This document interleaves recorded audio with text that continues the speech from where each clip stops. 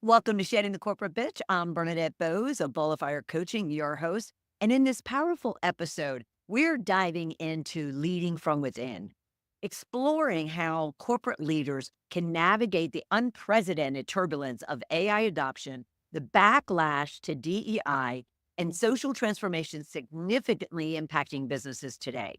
Our guest, Tom Dennis of Serenity and Leadership, combines his experience as a former Royal Marine officer with over 30 years in global consulting to guide us through today's most pressing leadership challenges. We'll unpack the complexities of managing AI adoption, responding to the backlash against DEI and what you should do about it, and handling the rapid shifts of hybrid work. We'll also confront the rise of quantum computing, population shifts, and climate change forces impacting today's corporate landscape in ways that cannot be ignored. Tom will emphasize today's change is likely the slowest it'll ever be. Whether you're an executive or HR leader, Tom's insights will arm you with critical tools, flexibility, resilience, and compassionate vulnerability to lead with purpose. Stay with us as we explore how you can be fully present, adaptable, and ready to aspire in an era defined by relentless transformation. Welcome to Shedding the Corporate Bitch, the podcast that transforms today's managers into tomorrow's powerhouse leaders. Your host, Bernadette Boas, executive coach and author, brings you into a world where the corporate grind meets personal growth and success in each and every episode. With more than 25 years in corporate trenches, Bernadette's own journey from being dismissed as a tyrant boss to becoming a sought-after leadership coach and speaker illustrates the very essence of transformation that she now inspires in others with her tips, strategies, and stories. So, if you're ready to shed the bitches of fear and insecurity, ditch the imposter syndrome, and step into the role of the powerhouse leader you were born to be, this podcast is for you. Let's do this.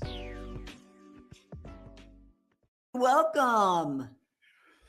Thank you very much. It's good to be with you. It's good to be with you, Bernadette. It's good to have you, especially around this conversation. We are living through some turbulent times.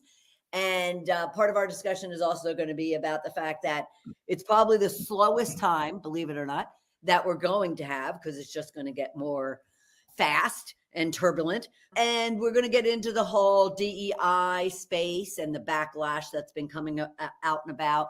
We're going to touch on AI and even some social change conversations.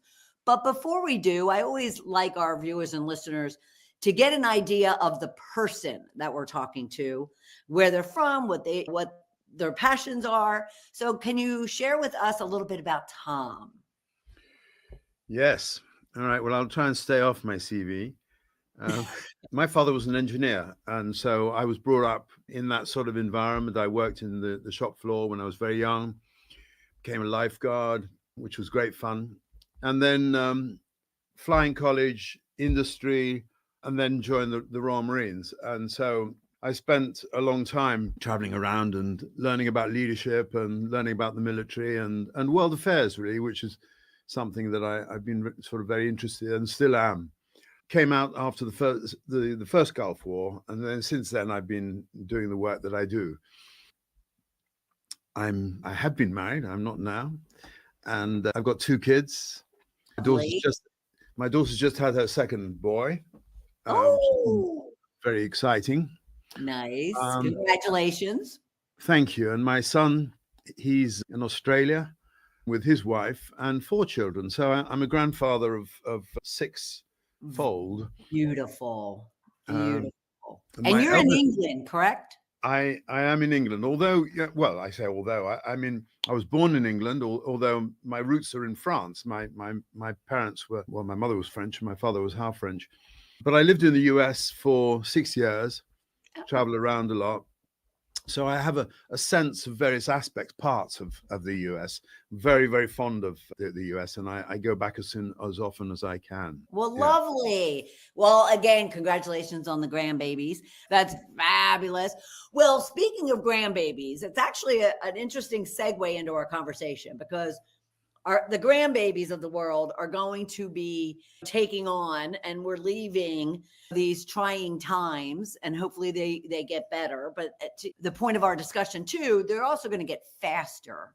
So you do talk about the fact that this is the slowest time that we're going to be experiencing. Can you help us understand that? Like, what do you mean by that? And where is it coming from? What are the factors that is driving that? Well, when I say the slowest, what I really mean is the pace of change that we are experiencing today is not going to slow down. It's going to get faster. And so, it amuses me a little bit, when I speak to a CEO of an organization and they say, oh, yeah, we really want to work with you, but we're just going through a period of change. So give me a call in 6 months when we'll be through this, and then I'd love to talk to you. And it's like, are you just getting rid of me, or do you actually believe what you're saying? Because it's not going to slow down. And so what we have to do, and that's hence the title Leading from Within, we have to find a new way of leading, which isn't based on the old models, which had sort of certainty and security and very linear, polar thinking. All of that's got to go out the window. So where's it coming from? Well, I think there's a whole series of things that are challenging, particularly leaders, but all of us really. We had the pandemic, and the pandemic's not over in the sense that many people are suffering from long COVID. Mm-hmm. Many more people still have a sense of anxiety in them, and that drives a lot of activity, which mostly is very negative. Right. Agreed. So fear is a real underlying aspect in an awful lot of people's lives. So resourcing ourselves is another aspect, if you like, of trying to go forward. Then you've got climate change, and we may argue about who caused climate change, but it's difficult to argue that there isn't any climate change. Things are changing, and because the Earth is such a complex system, it's very difficult to predict what's going to happen and when. But one of the things that we can see that it's doing is causing massive population movement, and combine that with all the wars that are going on, which are also causing massive population movement. Right. And you come up with that sort of dynamic, which is real, against a sort of a political scene, a social scene, which says, not in my backyard. You're not coming into my country. So people, at a time, as I see it, when we need community, we need people joining together to tackle problems which are much bigger than us as units. Everybody's trying to splinter apart, and that's not going to work. Right. It's leading to more and more disaffection and tension and fear, which again is speeding up. Going back to these other societal things that are happening, the movement of people due to war, the movement of people due to the climate change, what is that doing to businesses? What do all those factors have, and what do leaders need to do today in order to adapt? I had the privilege of rafting down the Grand Canyon some years ago, which was an amazing experience. So humbling to be in this place where you can see millions of years of development in the rocks as you just go past. But when we came to rapids, we would get out and go and look at the rapid, and because the flow of the water changes from day to day, you never know quite how it's going to be. So you try and plot a route through the rocks. You get back in your raft and off you go. When you're in there, you really are at the mercy of the water. And as you start to go in there, there's no turning back. You can't sort of row backwards. You're in there. You get to a stage where you're just making really minor alterations or interferences, if you like, in your steering as you go through these things. And then you're working with the water. And that, in a sense, is a metaphor for me for leading from within, because we can't fight the changes that are coming. We really can't. And so what we have to do is to create a space of peace within us where we access our inner wisdom.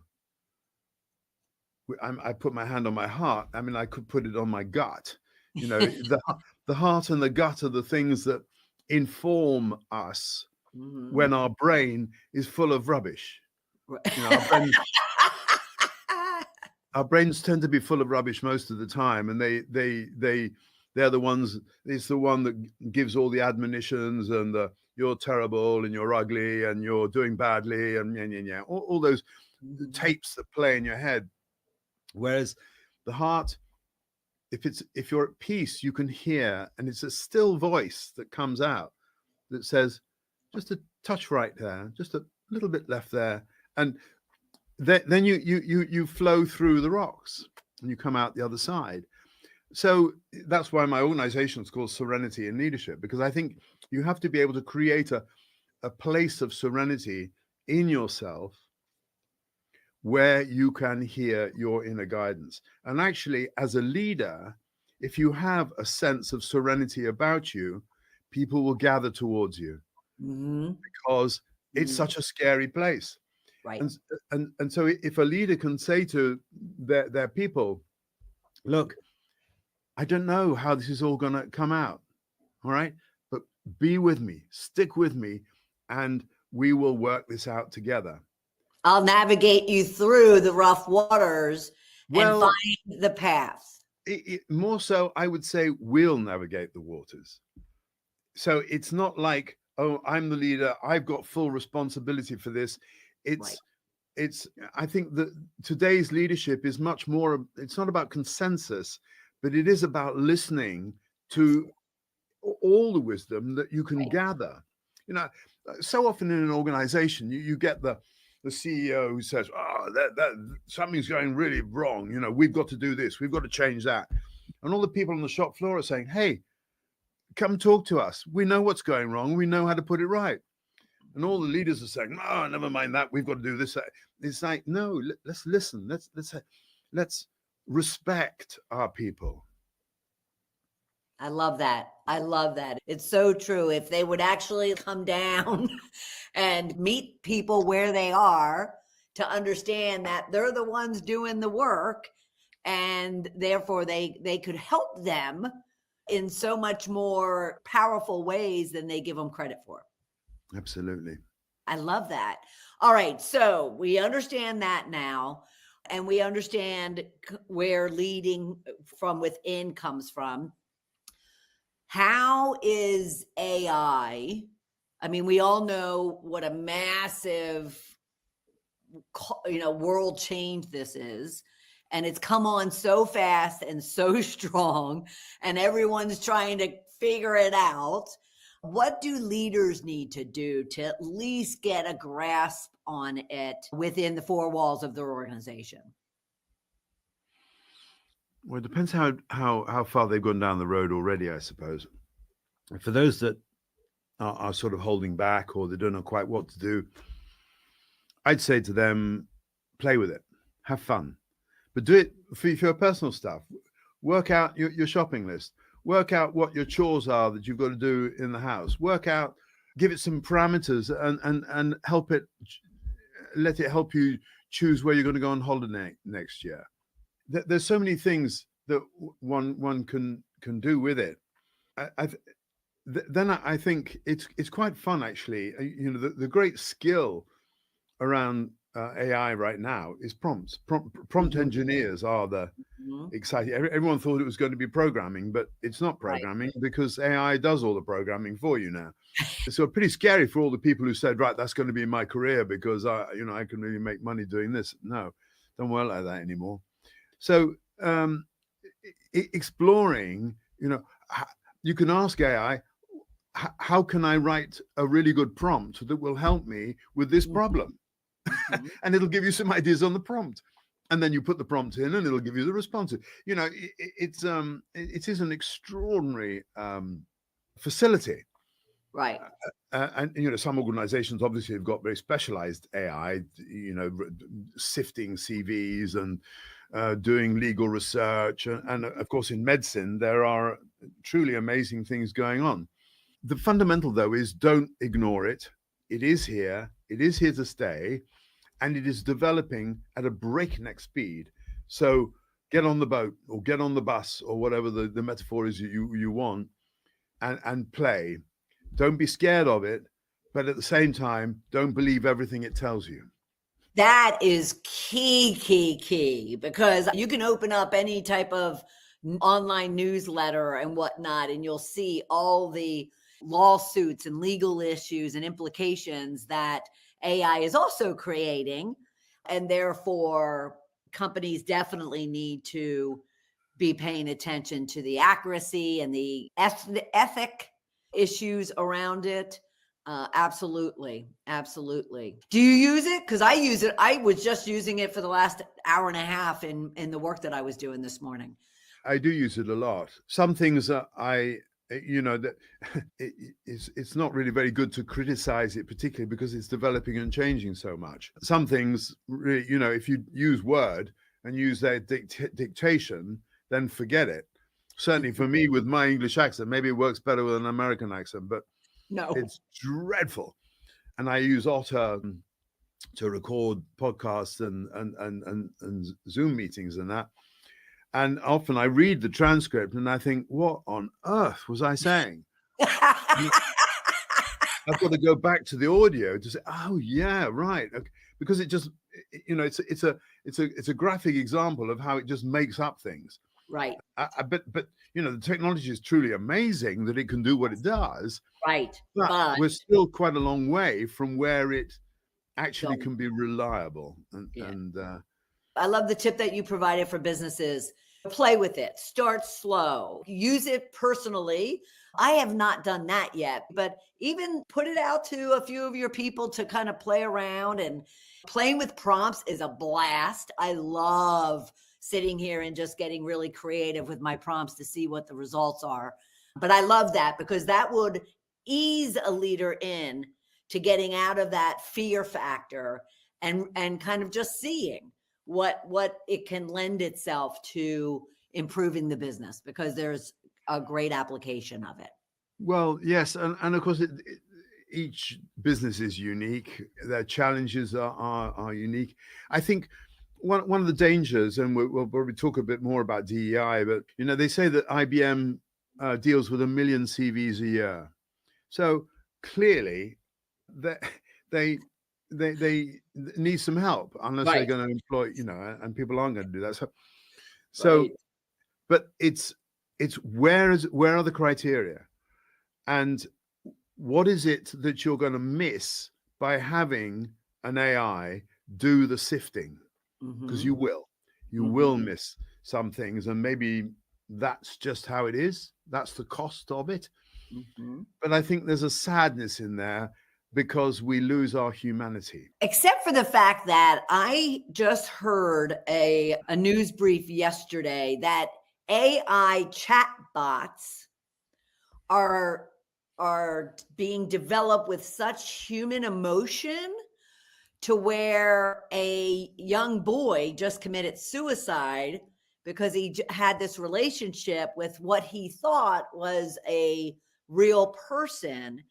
And so I do think the AI most of us are using, especially from a business application perspective, probably still is very robotic and doesn't have that human emotional touch, but it's coming. It really is coming, Bernadette. And I mean, British Telecom, one of the biggest telecoms businesses in this country, announced a while back they're laying off 10,000 people and replacing them with AI, particularly around customer interface, because for the very reason you're saying, the AI can be set up in such a way that it shows more empathy in dealing with people than without. The difficulty is, I don't know what it's like for you, but when I get sort of chatting with a bot, which seems to happen far too frequently.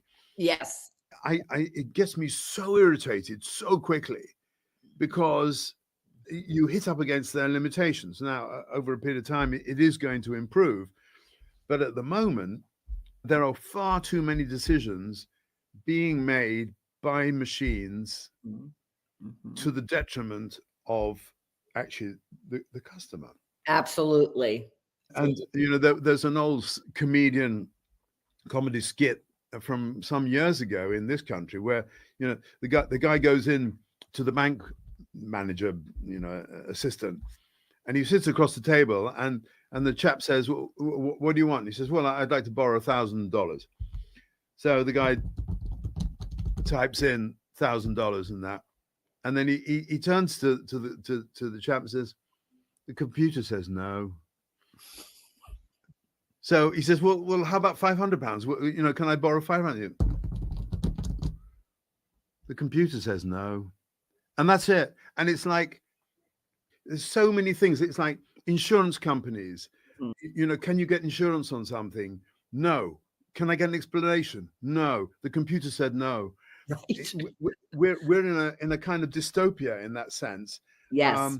So we can make it empathize, but we don't have the underpinning thinking that addresses us as humans with needs.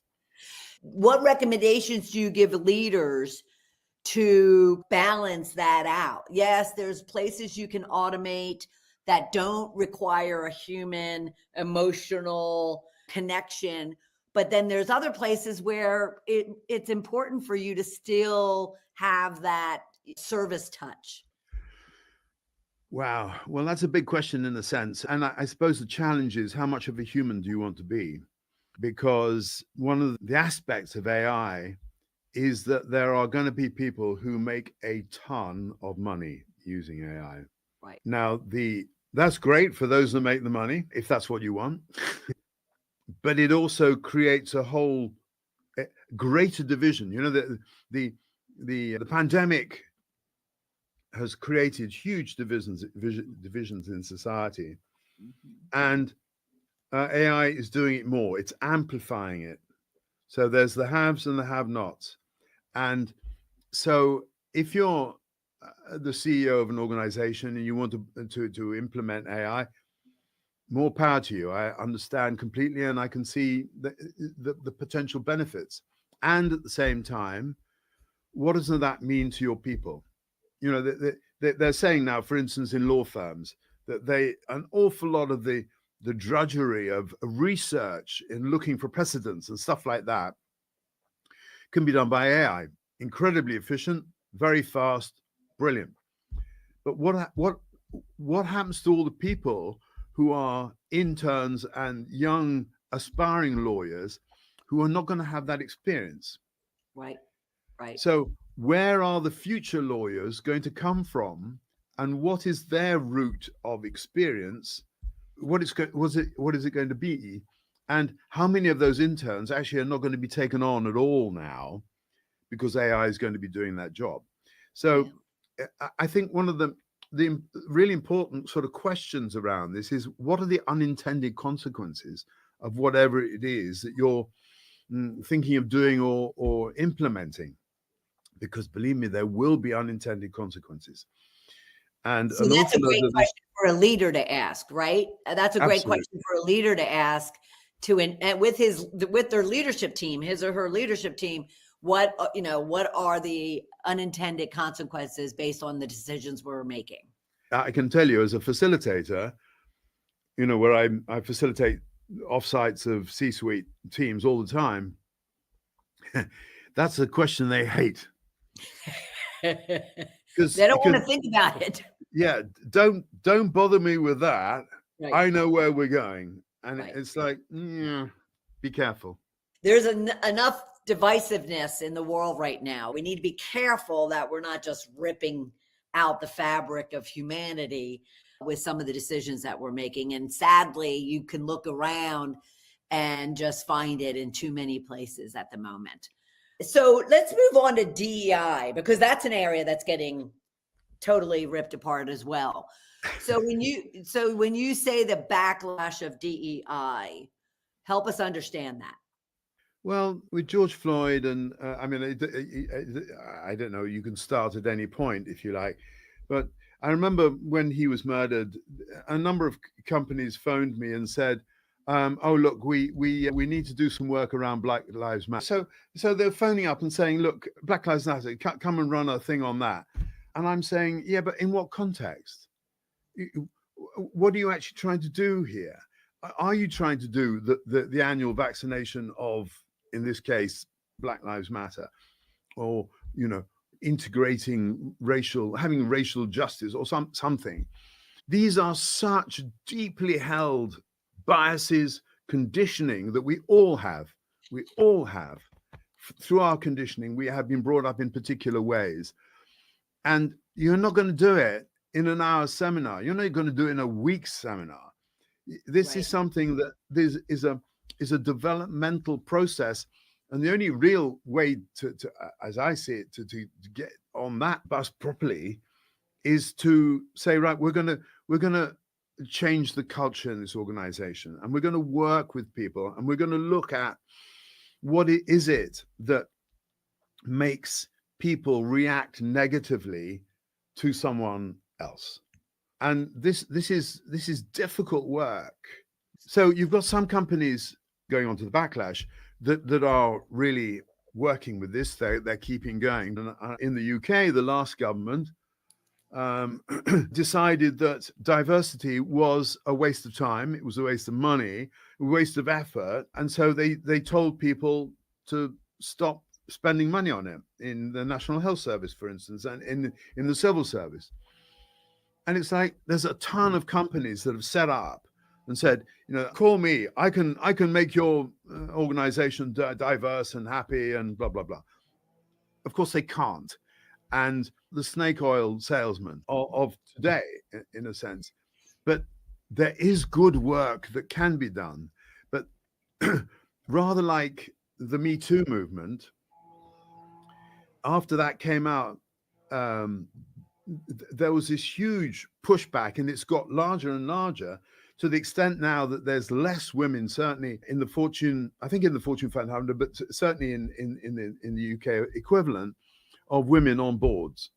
So there's been a retrenchment, and it's some of the dying throes of an old system saying, I'm not going to change, I'm going to keep things the way that I want them because it works for me.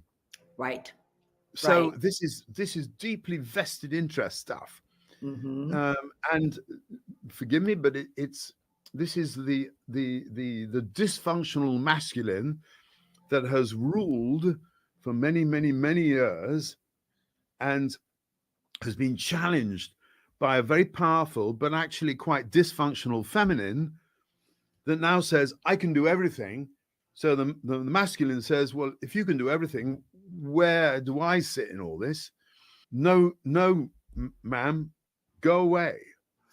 So there's the gender, there's the race, there's disabilities, there's neurodivergence, all these aspects, which, coming back to sort of leading from within, these are huge challenges for leaders today. Right. Because do you find that a company that just rips it out without any really intentional thought and consideration, they rip out their DEI, are they finding backlash in not only how their people are responding to it, but more so how their culture is changing?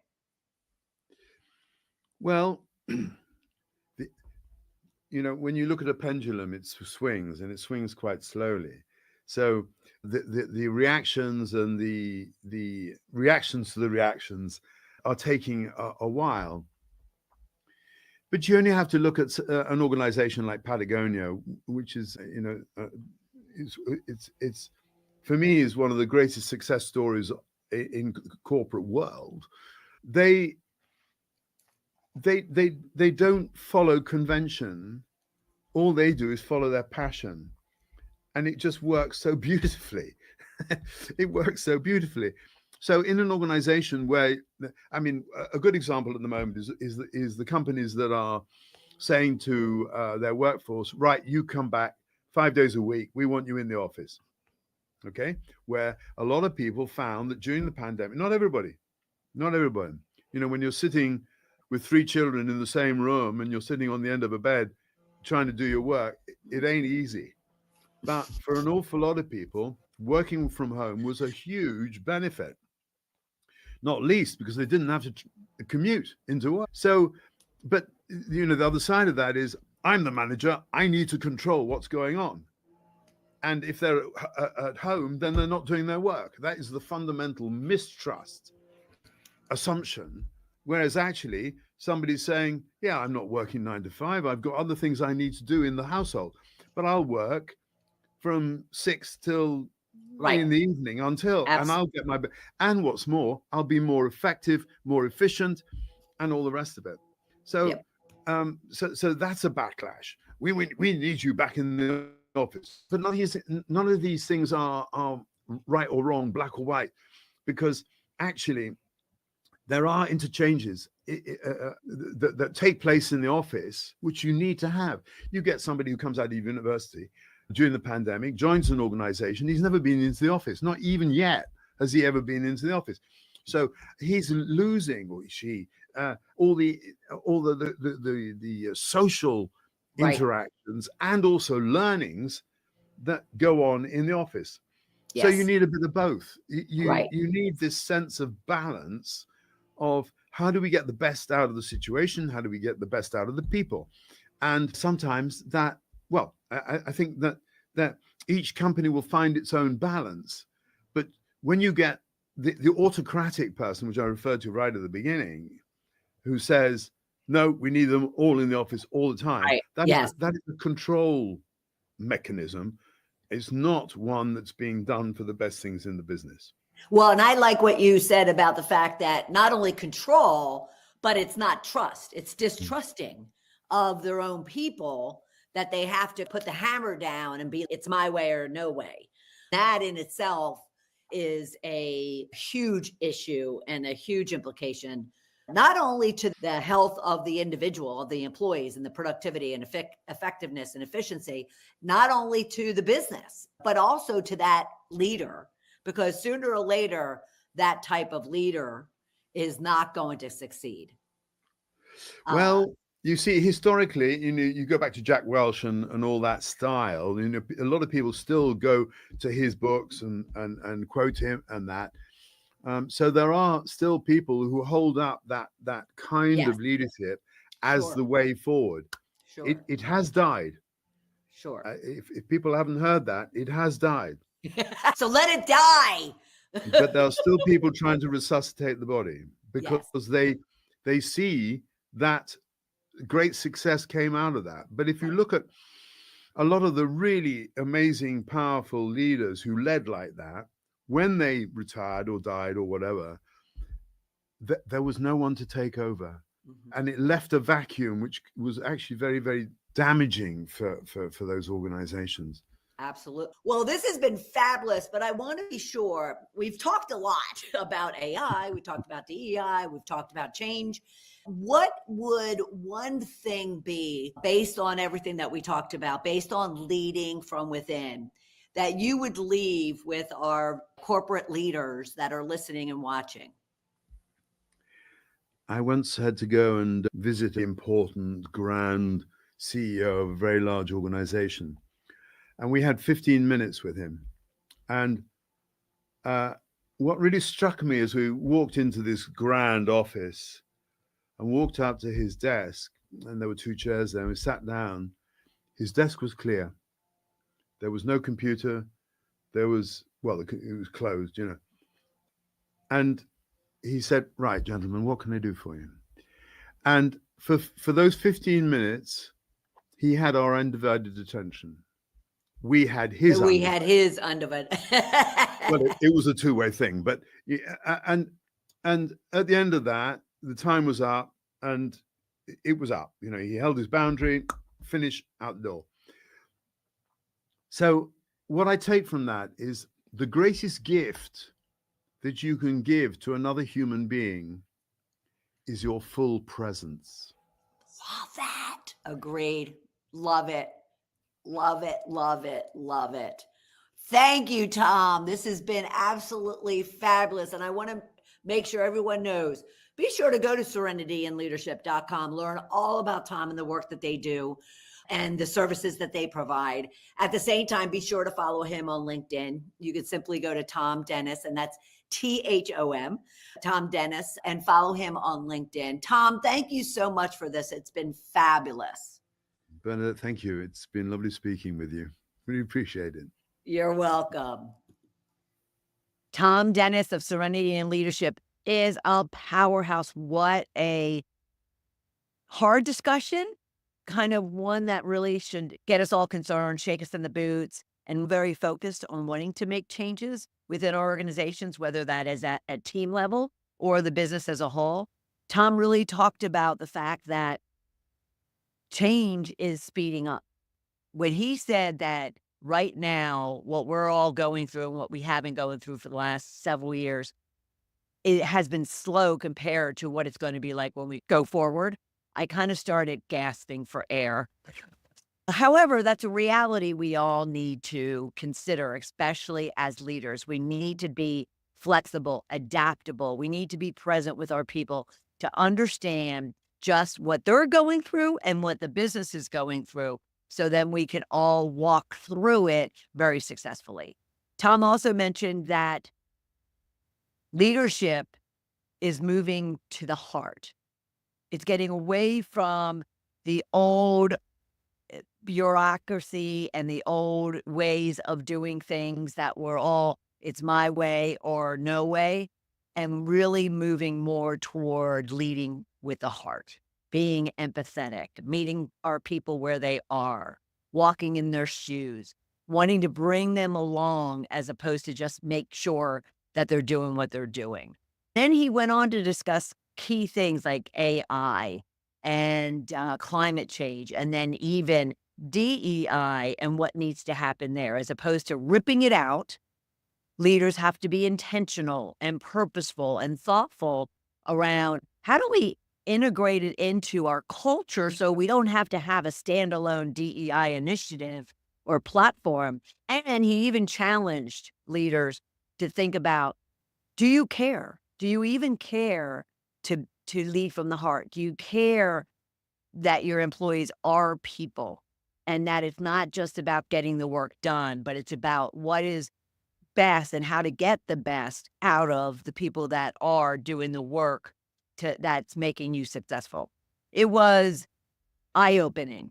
What did you take away? What were your thoughts? What are your views? What are your challenges to our discussion today? Follow me on LinkedIn, just simply at Bernadette Boas, and send me a DM and let me know what your views or opinions or ideas are in regards to what we discussed today on Checking the Corporate Bitch. At the same time, should you or someone on your team be struggling and want to really understand how can you take control of the direction of your organization through all of these trying times, then be sure to reach out and let's have a conversation about it. Go to coachmebernadette.com/discovery call and let me give you some tips and strategies and ideas for how you can be making an impact while at the same time really supporting your team and your organization through any type of change. I'll look forward to having you for another episode of Shedding the Corporate Bitch. Bye. Thank you for tuning in to today's episode of Shedding the Corporate Bitch. Every journey taken together is another step towards unleashing the powerhouse leader within you. Don't miss any of our weekly episodes. Subscribe to our podcast on Apple Podcasts, Spotify, or wherever you love to listen. And for those who thrive on visual content, catch us on our Shedding the Bitch YouTube channel. Want to dive deeper with Bernadette on becoming a powerhouse leader? Visit balloffirecoaching.com to learn more about how she helps professionals, HR executives, and team leaders elevate overall team performance.